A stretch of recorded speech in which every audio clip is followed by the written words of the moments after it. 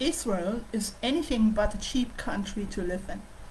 We have high costs of living, relatively low wages. Well, it doesn't matter where you work, even in high tech. Work in high tech, I guess you earn much less than, for example, in the United States. But otherwise, wages are relatively low, depending on what you do, but on the other hand, it's still low. Um, groceries are very expensive, and also gas prices are on the rise. They tell us due to the war in the Ukraine, whatever. But everything here in Israel is extremely expensive. Even if you buy, like, I don't know, some cheese, meat, everything is expensive. Even toilet paper is very expensive. And rents are tremendously high. There used to be places in the country, and there still are, where rent is a little cheaper, but it's also on the rise. Even in places like in northern Israel, like Tzvat, a lot of Americans especially like to, when they make Aliyah, they like to move to Tzvat for various reasons. But also in Tzvat, where it used to be very cheap to live, where there was a low rent, or used to be a low rent, it's been on the rise also for the past 10-12 years. And let's take the old city of Tzvat as an example. It's very expensive there. And when you move to Israel, you always have to take into consideration that there are places where it's still cheaper to live, cheaper than in towns or bigger cities such as Tel Aviv and Jerusalem. But you also have to look, like coming back to Tzvat, when you move to a place like this, you have to take into consideration that there are no jobs, unless you are a handyman or something, and many handymen already, you know. So you won't have a salary, you won't have a job.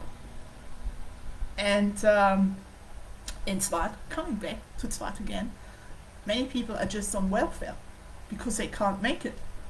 So what they do is, like, especially Olim Chadashim, like new immigrants, also from the United States, or especially from the United States, they rent out rooms, like for tourists. This is what they do, and sometimes they make a living. But many people in Tzvat or in other places, in other smaller places where there are no jobs, you don't have an income, so you're on welfare. That's mostly your only choice. But when you look, let's take Tel Aviv. Tel Aviv is it's a hype to live in Tel Aviv, especially in downtown Tel Aviv, like Florentine. It's not too far away from the central bus station, but a nicer area.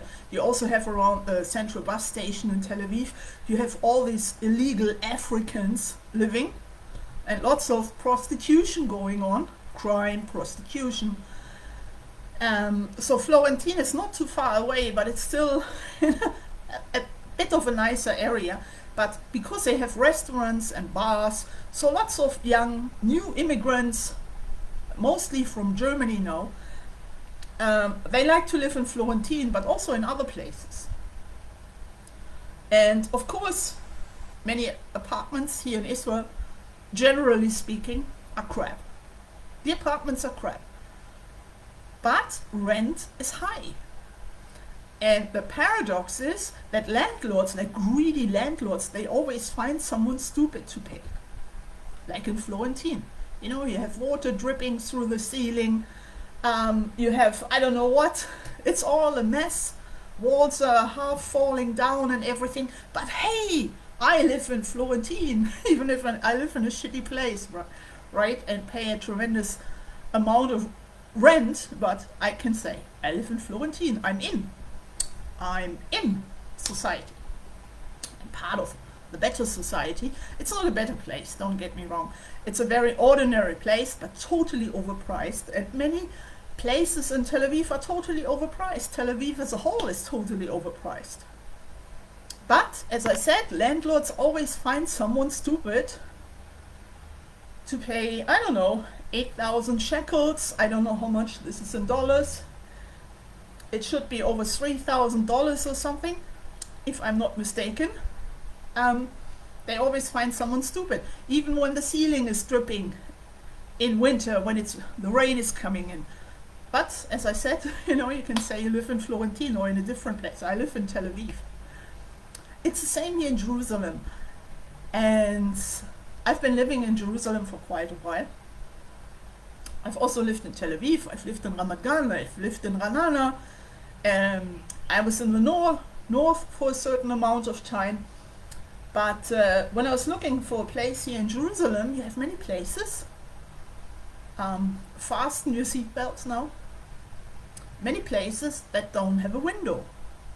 I was offered places in the past that don't have a window. It's like not even a cellar.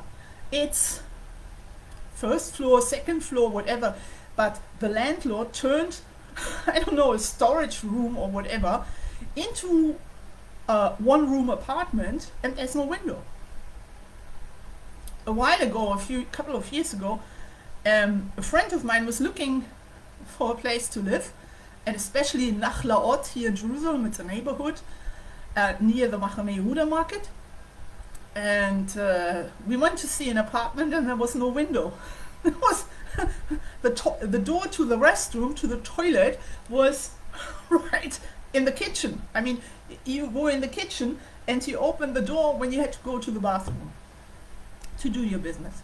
So someone had just turned it into I think it used to be a shack or some, I don't know. But landlords here in Israel, it doesn't matter where you are, try to make money, and they offer you real crap, even without a window. But you know what? The amazing thing is that they always get rid of these places, even if it's a dump, moldy walls and everything. It doesn't matter. Someone is always there to rent it, to take it. People are desperate sometimes, so they take everything and they pay everything if they can. So for quite a while now, I've been looking around on Facebook, not because I need a place. I have a place, Baruch Hashem. And my rent is okay, the place is okay, but in Israel, places are not perfect. Even if something is newly built, you have problems. You have problems with the windows, you have problems with the ceiling, you have problems, I don't know. Someone I know, he moved into a brand new apartment just built, and the toilet fell apart right away. He was sitting on it and boom, toilet had to be fixed again. And it was a brand new apartment. This is very normal when you come to Israel. So I've been following forums on Facebook where people rent out apartments, where people are looking for roommates, or they look for someone, they are moving out and they are looking for someone to move in, whatever. And they usually, or in most cases, they publish pictures. And I'm interested in the pictures. Some places are really nice, but they cost a fortune. And what I also see is that, I don't know, Christians from abroad want to move to Jerusalem. So they come here on a tourist visa, which is already a problem, because when you come here on a tourist visa, it's a problem to sign a contract, because basically you get when you enter Israel, when you enter the country at Ben Gurion Airport, you get, as a tourist, you get a visa, you get a stamp for 3 months. And then you have to renew your visa all the time at the Ministry of the Interior, the Misrat HaPnim. And after a while, they just tell you to get out, to leave the country. Sometimes sooner, sometimes later, but according to Israeli standards, as a tourist, you have no rights here. Not like an Israeli citizen. So you don't have any rights. And landlords, I'm saying regular or ordinary landlords, don't really like to make a contract with you, because if you sign a contract for a year and after a couple of months the ministry is kicking you out of a country, so it's a problem. And it's also, many things are very problematic for you because you're not a citizen. And so people on Facebook, for instance, not only on Facebook, I wouldn't look on for a place to live on Facebook. There are other places to look, and Israelis usually do it, and this is also how I got my apartment, through friends, co-workers, you know, people you know. And you ask around when you're looking for something, and in many cases people just know someone who is moving out of somewhere, and they say, hey, there's an apartment available. This is how many Israelis deal with the situation. They never publish anything, they don't post on the internet, and they don't even look on the internet, because they just ask around at work or friends or whatever, neighbors, whoever. And this is how many people here find a place.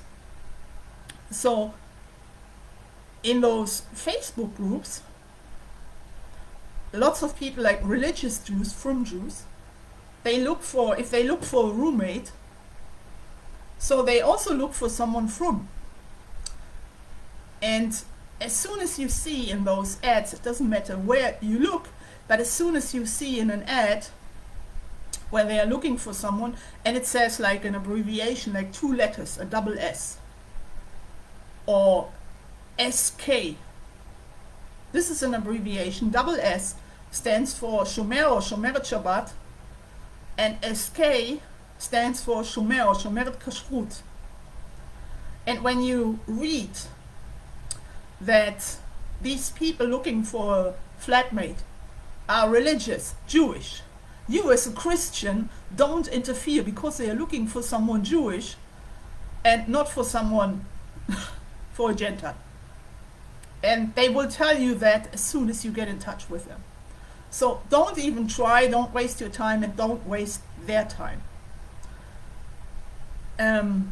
But coming back to those abbreviations, Shomer Kashrut and Shomer Shabbat. So it means,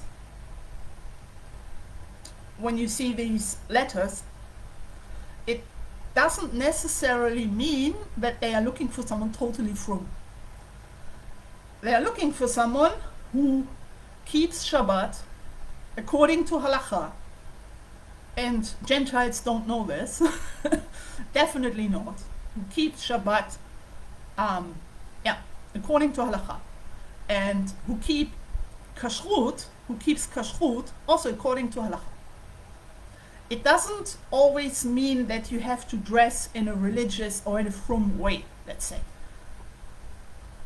You can dress in a normal way. You can try, you know, you have to get in touch with those people as a Jew, not as a Gentile. And ask what their standards are. Kashrut, what does it mean, kashrut? Mehadrin, badatz, whatever. Shabbat, there shouldn't be a discussion about, because keeping Shabbat according to halacha means keeping Shabbat according to halacha. So there's no discussion.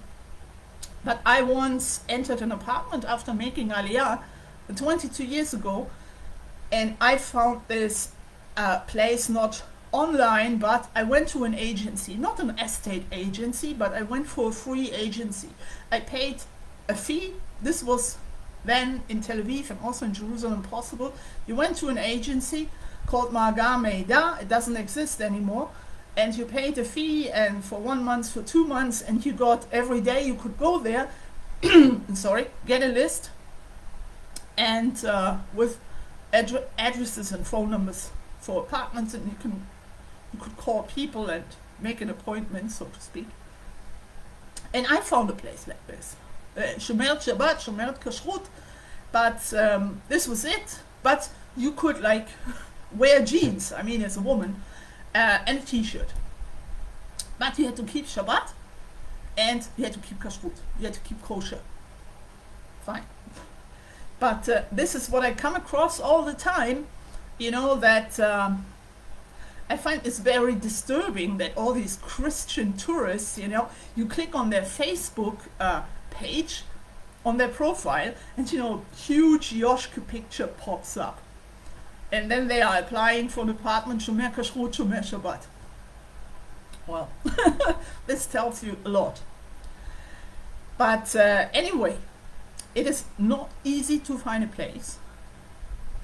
And when you come here making Aliyah, when you're Jewish, you know, sometimes it's better to take not such a good place, but at least to have something. I'm not talking about a dripping ceiling and moldy walls or whatever, or no door inside, or no walls inside, you know, you find, or no windows inside, you know, you can find anything here.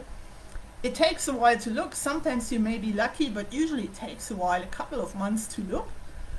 And what I've seen in Tel Aviv, that new Olim, sometimes they move into a hostel in Jerusalem or in Tel Aviv. They move into a hostel, into dorms, to save money and to have the time to look for a place. Of course, when you come with Nefesh B'Nefesh, everything is arranged. So you don't need to go to an absorption center anymore and share a room there or something and pay a couple of $100 and share the room and pay. But when you come with Nefesh B'Nefesh, so everything is arranged for you. So from the airport you usually go straight to your new apartment because Nefesh B'Nefesh arranges everything. So you are lucky. But people coming from other country, besides the United States and Canada, you know, they have to look for their own place to live. They don't have anything arranged, and then it is a little hard. So I've seen people moving into hostels and looking for a place. This is not unusual, but you have to have patience, and you have to find the right roommates, and you have to find the right place. And don't go, it doesn't matter where you want to live, don't go according to a hype neighborhood, like a great neighborhood where everybody moves. Look around for different neighborhoods. In Jerusalem, don't only look for Rechavia, for Nachlaot, for the German colony, for Old Katamon, but look for Gilo, Pisgat Ze'ev, Neve Yaakov. It's not the nicest places, but you know, it's still affordable. And so you take a bus to go downtown. So what's the problem? I have to take a bus to go downtown. I don't live in the city center or in I actually do live in a posh neighborhood. Believe it or not, I live in a posh neighborhood. But not everybody here is rich, and I'm not rich. And you can find a place. It's very hard. And I just got this place where I live. I live in a 2-room apartment, and I have a balcony and a great view. But you know, I found this through a friend. Someone I know moved out, and because I was looking for a place, so he said, you know what, I'm moving out. Why don't you talk to the landlady? She hasn't published anything yet. So I got the place. I was lucky.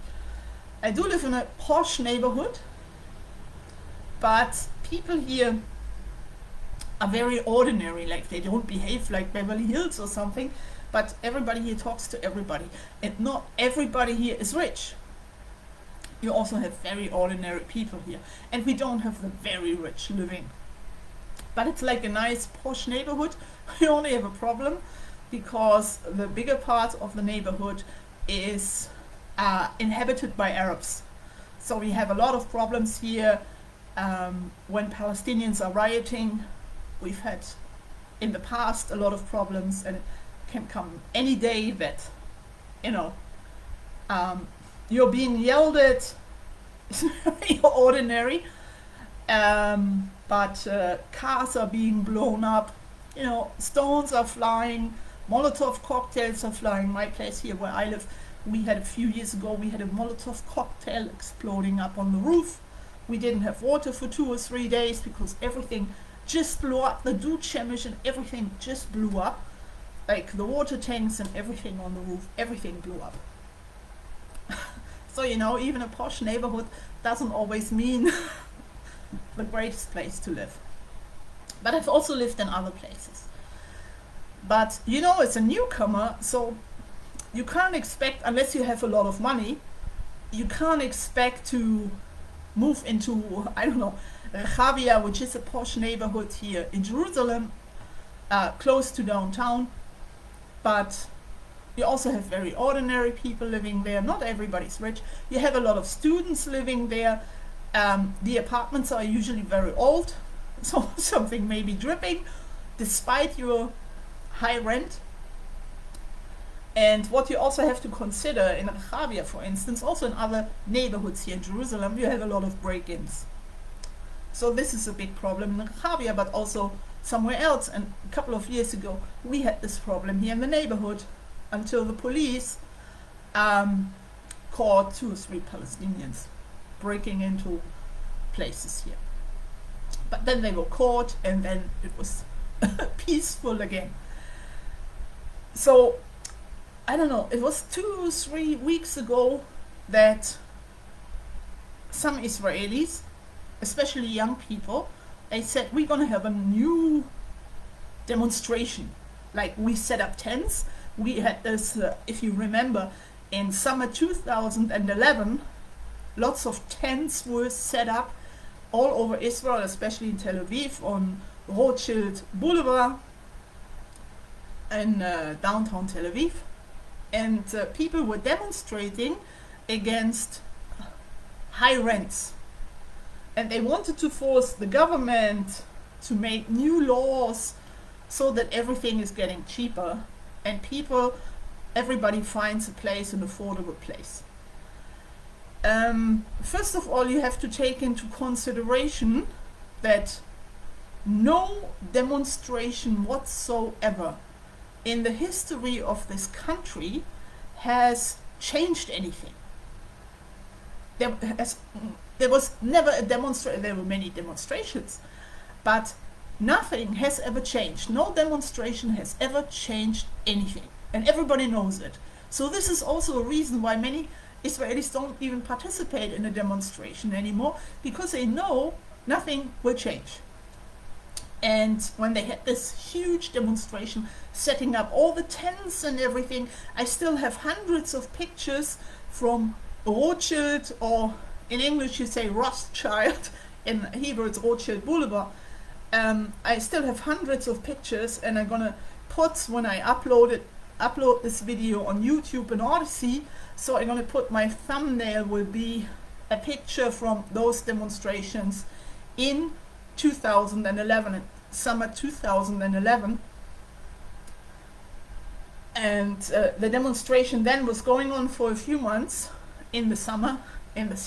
This always takes place because it's nice weather, so people feel like camping, and they are setting up tents. And they tried doing this again. So they set up another few tents 2 weeks ago, 3 weeks ago, something like this, again on Rothschild Boulevard in Tel Aviv. I think the tents are not there anymore. And they tried to do it here in Jerusalem, in Gan Sacher, in Sacher Park, across the Knesset, and the municipality didn't allow it. So they tried to set up tents, demonstration tents, so to speak, all over the country, but somehow it doesn't really work. But in any case, if you participate in any kind of demonstration here in Israel, also in this 10 demonstrations against high rent, by the way, it won't change, because there are always people paying this, as I said. You know, there are always landlords always, you know, if you don't want it, if you tell the landlord or the potential landlord, you know, your place is crap, I'm not taking it. So he says, fine, you know, good luck. But he will always, in the end, they always find someone stupid who is willing to pay, even for crap. But you know, you always have to look who is behind those demonstrations. For example, in summer 2011, George Soros, with his new Israel fund, was behind all these tent demonstrations.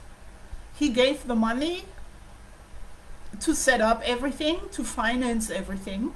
And as we know, George Soros wants to destroy Israel. He's totally anti-Israel, and he wants to turn this country into something Palestinian, communist, socialist, left-wing, extreme left-wing, I don't know what. Not that he's interested in people, in the homeless or something, he's not. But he uses every opportunity to try to destroy this country.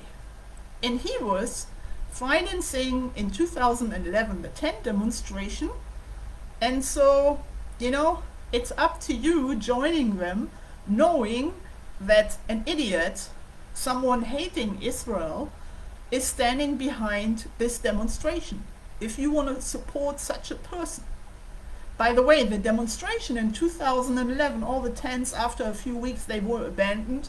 I still have lots of pictures, as I said, from empty tents, from destroyed tents, people just left.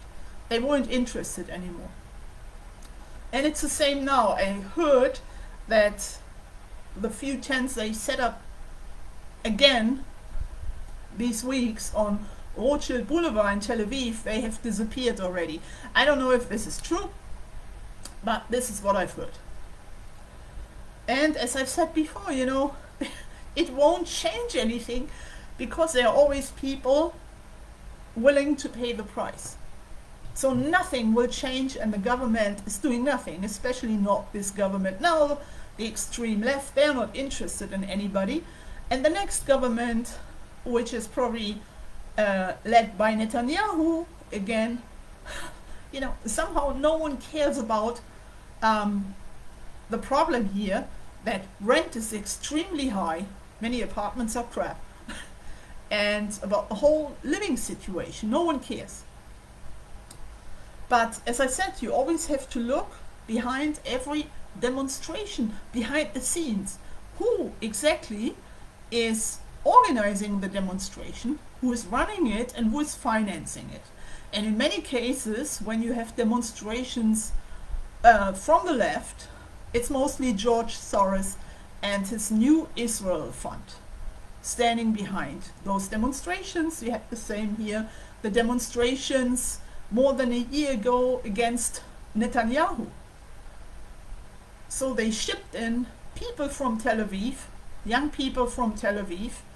The New Israel Fund paid for the buses, and they gave money, they gave cash to people from Tel Aviv to come here, get a free ride, literally speaking, get a free ride, and cash. And the only condition was to scream against Netanyahu outside the house. This is why they got so many people. You had every loser cruiser from Tel Aviv, every thug coming here, earning some money and screaming around in Jerusalem. So you always have to look who is behind these demonstrations. And as I said before, there has never been a demonstration in the history of Israel improving a situation or changing a situation. This is, for example, why I hardly ever go to anything. But what can I say? Finding a place is not easy. Finding an affordable place is definitely not easy. But you shouldn't give up. Yeah, well, you can't give up if you need a place to live. And well, you need some patience. Sometimes you are very lucky, but otherwise you need patience. In the end, you will find something, even if it's not the best place. So at least you have a place to live, and you can invest your time in finding a better place, and maybe even cheaper. In Jerusalem, there are affordable neighborhoods. It's also on the rise, but rent is on the rise, but there are still affordable neighborhoods. Of course, when you have a family, you need a bigger apartment, and this is a problem.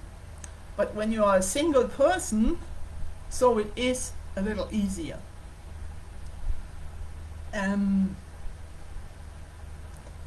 Landlords usually use a standard contract. So make sure you are getting a standard contract. Tourists are always being ripped off because, as I said, they don't have any rights here in this country. Of course they are being ripped off.